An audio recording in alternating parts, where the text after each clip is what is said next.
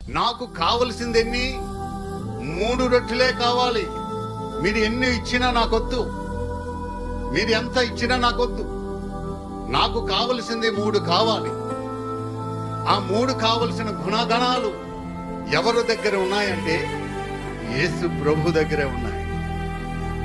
ఆ 3 రొట్టెలు తండ్రి, కుమార, పరిశుద్ధాత్మ కలిగిన, నీళ్లు, రక్తము, పరిశుద్ధాత్మ కలిగిన మనలో ఈ ప్రాణానికి, జీవానికి కావలసింది ఎవరు కావాలంటే 3 రొట్టెలు కావలసిన వ్యక్తి కావాలి.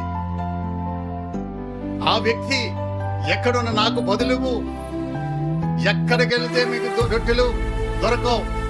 ఎక్కడికి వెళ్ళినా మీ ప్రాణానికి, మీ జీవానికి ఏది కూడా మిమ్మల్ని రక్షించదు.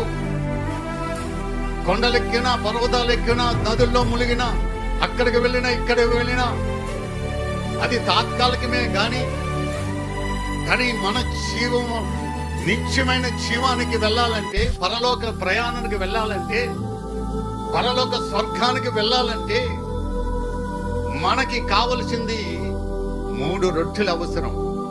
ఎక్కడైతే 3 రొట్టెలు అవసరమో అక్కడికి వెళ్ళి మనం తీసుకోవాలి. మన కుటుంబానికైనా, మనకైనా, ఎవరికైనా సరే ఆ స్నేహితుడి దగ్గరికి వెళ్ళి, స్నేహితుడు నాకు 3 రొట్టెలు బదులివ్వు. ఏముంది బదులిస్తే? వారి దగ్గర ఉన్నాయా? లేవు.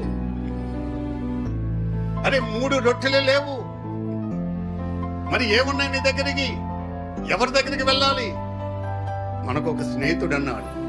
ఎవరు ఆ స్నేహితుడు?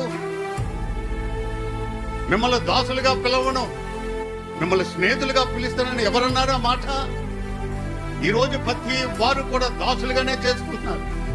వాళ్ళ కాళ్ళ కిందనే పెట్టుకుంటున్నారు, బానిసలుగానే ఉంటున్నారు. ఎప్పటికో వాడికి వంగాలి. కానీ ఈయన మాత్రం స్నేహితుడు. ఆ స్నేహితుడి దగ్గరికి వెళ్ళి, అయ్యా నా దగ్గరికి ప్రయాణం అవుతున్నాడు. ఎక్కడ ప్రయాణం అవుతున్నాడు? ఏ ఊరు ప్రయాణం అవుతున్నాడు? నేను ప్రయాణానికి కావలసింది, పరలోక ప్రయాణానికి కావలసింది, సంఘానికి ప్రయాణం కావాల్సింది ఏంటంటే 3 రొట్టెలు అవసరం. ఆ 3 రొట్టెలు ఎవరి దగ్గర దొరుకుతాయంటే యేసు క్రీస్తు దగ్గర మాత్రమే దొరుకుతుంది. హల్లెలూయా.